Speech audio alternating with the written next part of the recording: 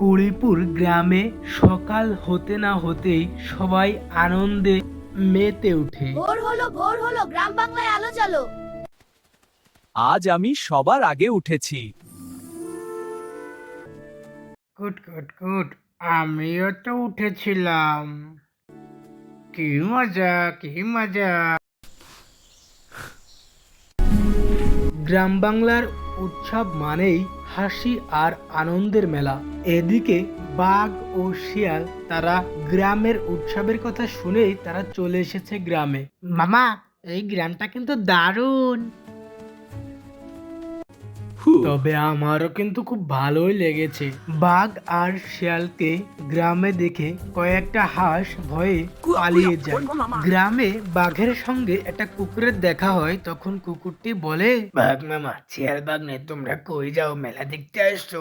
বাঘ দেখতে ভয়ঙ্কর, কিন্তু সে ভেতরে একদমই বোকা। গ্রামে উৎসব মেলায় সবাই বসে এক জায়গায় আলোচনা করে এবং সেখানে পেঁচা ছিল মাস্টার। এই পরিপুর গ্রামের সবাই সমান, আমরা মিলেমিশে আনন্দ করব, কেউ গোলমাল করব না। আপনি ঠিক বলেছেন মাস্টার। তখন মোরগটি বলল, সবাই মিলে মিশে মজা করব।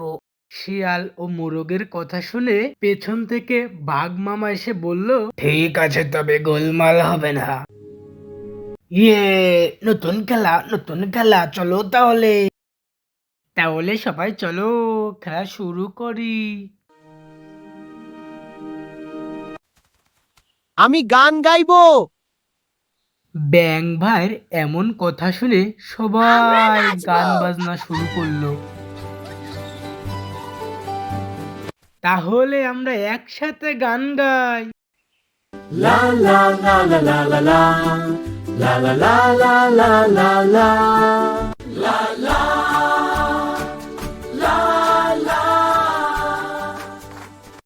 গান বাজনা শেষ করে শুরু হলো জাম্পিং। বাঘ মামা প্রথম জাম্প দিতে শুরু করলো।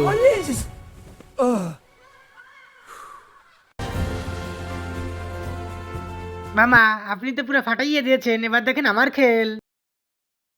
আমার লাগ। বাহ, তুই পেরেছিস। হ্যাঁ, দারুণ ছিল। ওয়াও, তুই সেরা।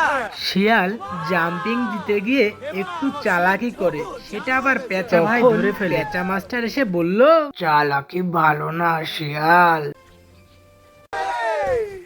আমি ভুল করেছি পেঁচা মাস্টার। শিয়ালের ভুল স্বীকার করায় গরুটি বলল, সবাই মিলেই গ্রাম। এবার দেখবেন ছাগলের জাম্পিং খেলা।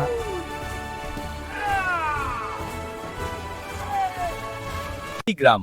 শিয়ালের ভুল স্বীকার করায় শিয়ালকে আরেকবার সুযোগ দেওয়া হলো। বন্ধু বন্ধু। পেঁচা মাস্টার, এবার আমি পেরেছি, এবার কোনো চালাকি করি নাই। এই খেলা শিয়াল আমাদের নিজে সাথী। নিজে বলে যে সে নাকি ফার্স্ট হয়েছে। আমি জাম্পিং এ ফার্স্ট হয়েছি, আমি জাম্পিং এ ফার্স্ট হয়েছি, আমি ফার্স্ট হয়েছি। আজ দিনটা সুপার। কাল আবার খেলবো। চলো বন্ধুরা, বাকি খেলা কালকে হবে। শোনো বন্ধুরা, আজ রাত হয়ে গেছে, এর জন্য অনুষ্ঠান বন্ধ থাকিবে। পরবর্তী অনুষ্ঠান কালকে আবার হবে। জঙ্গলের পাশ থেকে হঠাৎ ভয়ঙ্কর আওয়াজ শোনা যায়। মা, কে ওখানে? কে ওখানে? তোমরা কেউ ভয় পেও না, আমি আকাশ থেকে দেখছি। বাঘ মামা দৌড়ে গিয়ে দেখতে যায়। সবাই এক জায়গায় থাকো, কেউ একা যাবে না। আমি ওইখানে দেখেছি, তেমন কিছু দেখা যায়নি। মনে হচ্ছে আমাদের খেলাধুলার মাঠ কেউ দখল করতে চায়। আচ্ছা, চিন্তা, আমি আগুন জ্বালাচ্ছি।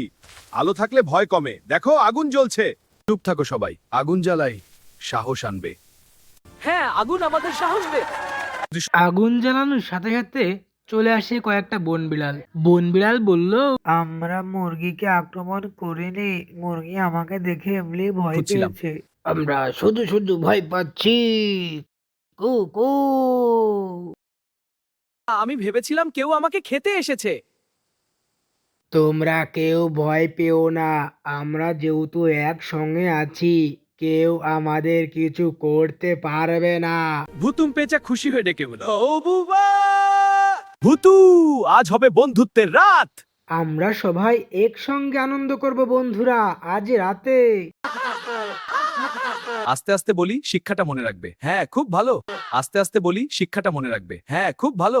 পরের দিন সকালবেলা, আজ নাকি প্রতিযোগিতার পুরস্কার বিতরণ করবে। বাঘের হাতে টপি তুলে দেবেন শিয়াল ভাই, আমি বিজয়ী। ভাল্লুকের হাতে টপি তুলে দেবেন বাঘ তোমার prize। মামা। না রে টাইগার, তুমিও দারুণ ছিলে।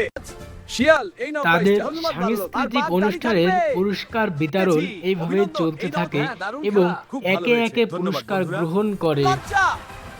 হ্যাঁ, আমি এটা গ্রহণ করছি। অভিনন্দন, খুব ভালো। আমার পেঁচা ভাই, অনুষ্ঠানের বড় ট্রফিটা তোমার। পেঁচা ভাই, তুমি অনুষ্ঠান সুন্দরভাবে উঠানোর জন্য এটা তোমার। আজকের প্রতিযোগিতামূলক অনুষ্ঠান আমাদের এখানেই শেষ। চলো বাড়ি যাই। আনন্দে সবাই বাড়ি ফিরে যাচ্ছিল, হঠাৎ আমি হারিয়ে খরগোশের গেছি। ট্রফিটা হারিয়ে চল যায়। বাড়ি যাই। সবাই কি হলো খরগোশ, তুই কাঁদছিস কেন? আমার প্রাইসটা কোথায় পড়ে গেল? চিন্তা করো না খরগোশ, আমরা তো সবাই আছি। আমি উপরে উঠে দেখতে পেলাম ওটার কাঁঠাল গাছের গোড়ায় চকচক করছে, ওই তো মেডেল। জঙ্গলে সকল প্রাণীর প্রতিযোগিতামূলক অনুষ্ঠান শেষ করে তারা সবাই আলোচনায় সবাই ফিরে এলো এবং তখন সেখানে সবাই আলোচনা করলো এবং যার যার বাসায় ফিরে চলে যাইতে বলল এবং সবাই হাসি তামাশা শেষ করে যার যার বাসায় ফিরে যায়। তারপর শিয়াল ও বাঘ তারা সিদ্ধান্ত নেয় তারা এই গ্রাম থেকে এখন জঙ্গলে যাওয়ার পালা। তখন শিয়াল বলল, মামা, এই দুদিন এত মজা হয়েছে, চলো যার আগে আর একবার গ্রামটা ঘুরে যাই।